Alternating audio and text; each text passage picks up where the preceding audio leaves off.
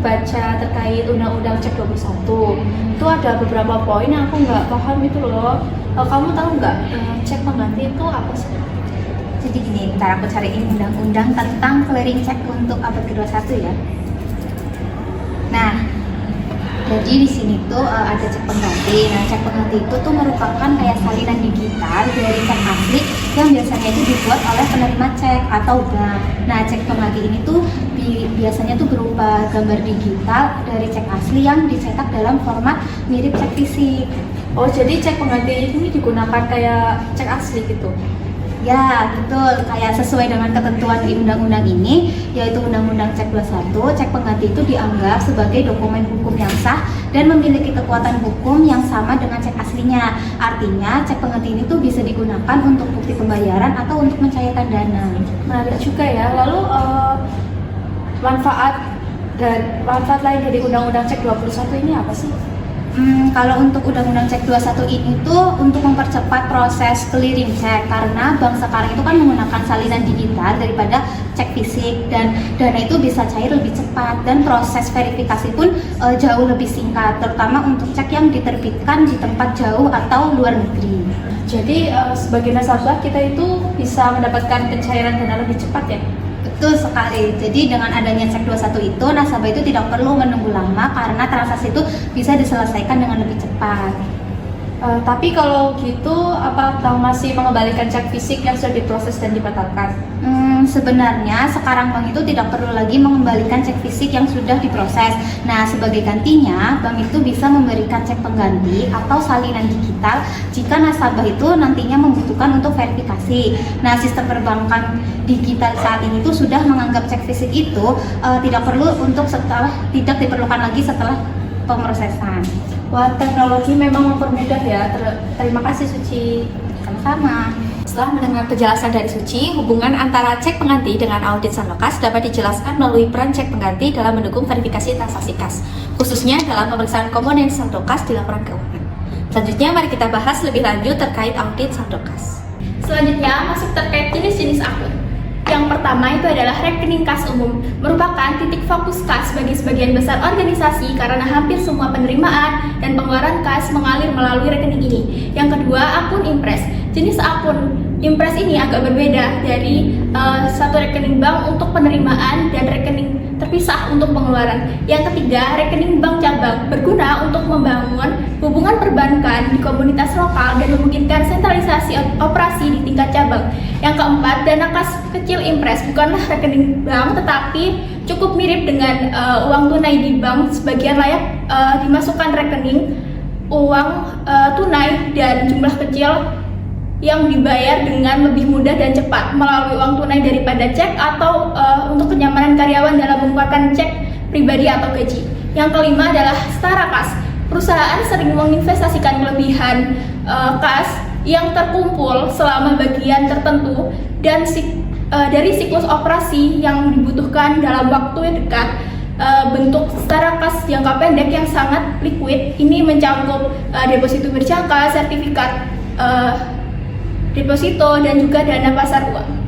Selanjutnya terkait dengan audit rekening bank penggajian impres. Nah, dalam penguji saldo rekening bank penggajian, audit itu harus memperoleh rekonsiliasi bank, konfirmasi bank, dan juga laporan bank batas. Nah, prosedur rekonsiliasi ini dilakukan dengan cara yang sama seperti untuk kas umum, kecuali bahwa pengujian cek yang biasanya terbatas pada pengujian kewajaran.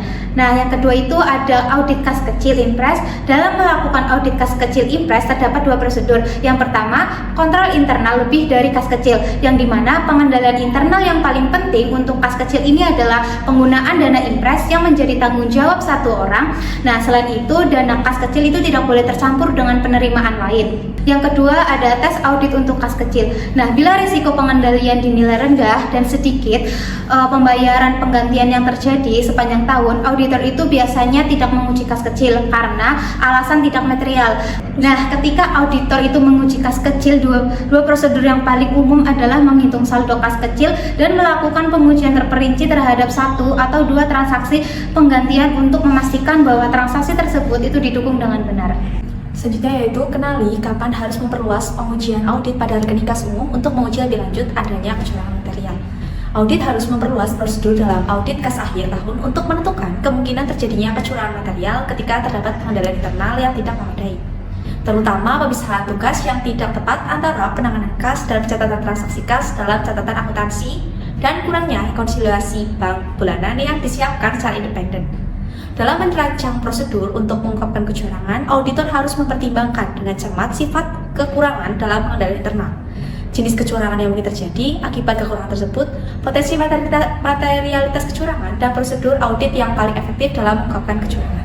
Prosedur yang dapat mengungkapkan kecurangan dalam area penerimaan kas meliputi yang pertama terkait konfirmasi piutang, yang kedua pengujian yang dilakukan untuk mendeteksi lapping, yang ketiga tinjauan entry buku besar dalam akun kas untuk item yang tidak biasa, yang keempat terkait perbandingan pesanan pelanggan dengan penjualan dan penerimaan kas berikutnya, dan yang terakhir terkait pemeriksaan persetujuan dan dokumentasi pendukung untuk piutang tak tertagih dan pengembalian dan potongan penjualan.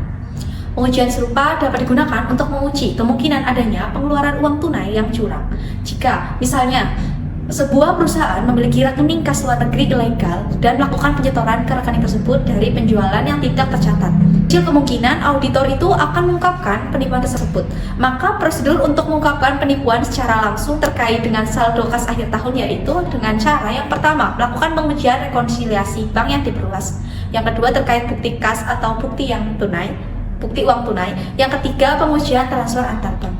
Dalam menguji saldo akhir tahun dalam akun kas umum, auditor harus mengumpulkan bukti yang cukup dan tepat untuk mengevaluasi apakah kas sebagaimana dinyatakan dalam neraca, dinyatakan secara wajar dan juga diungkapkan dengan tepat sesuai dengan 5 dari 8 tujuan audit terkait saldo yang digunakan untuk semua pengujian rincian saldo, yaitu keberadaan, kelengkapan, keakuratan, bisa batas, dan juga keterkaitan rincian. Hak atas kas umum dan klasifikasinya dalam neraca umumnya tidak menjadi perhatian dan nilai kas yang dapat direalisasi tidak berlaku.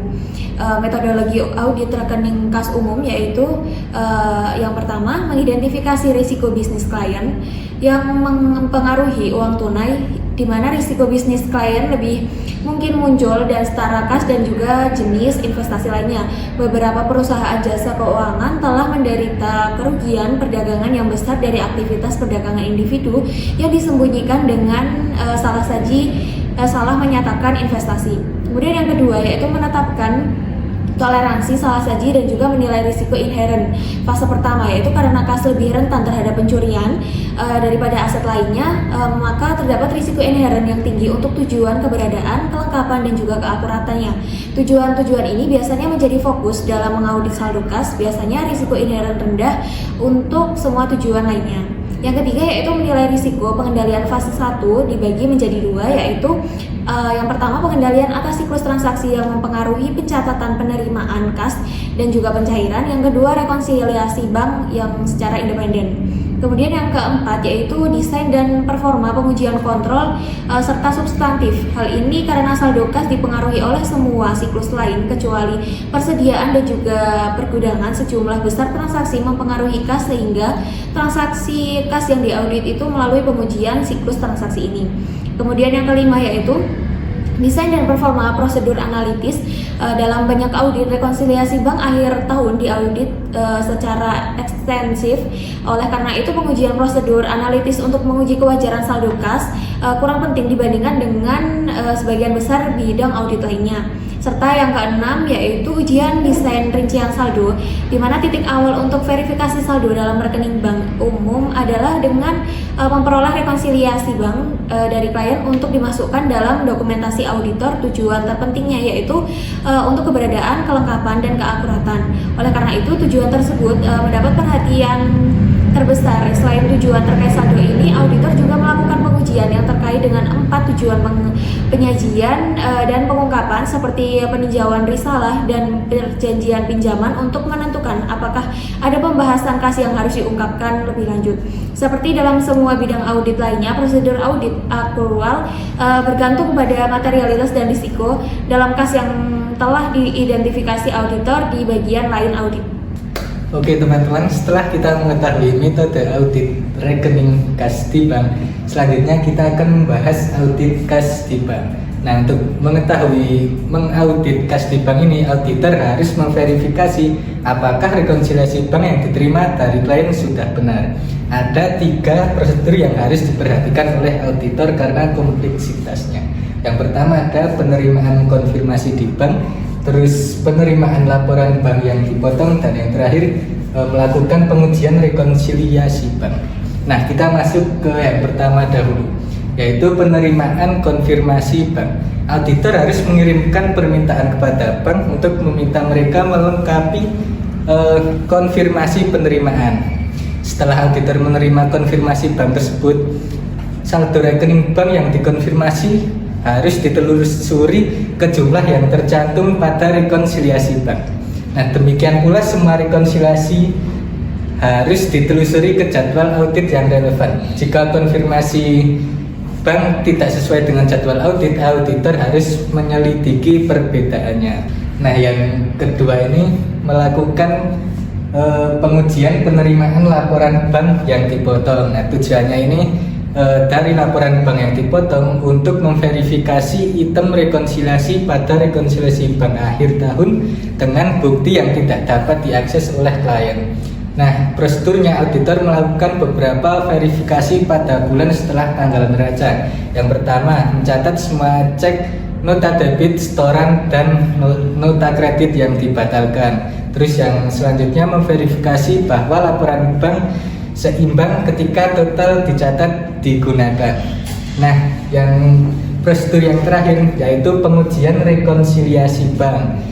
Nah, auditor ini menguji rekonsiliasi bank untuk menentukan apakah personel klien telah mempersiapkan rekonsiliasi bank dengan seksama dan untuk memverifikasi apakah saldo bank klien yang tercatat adalah jumlah yang sama dengan kas aktual di bank.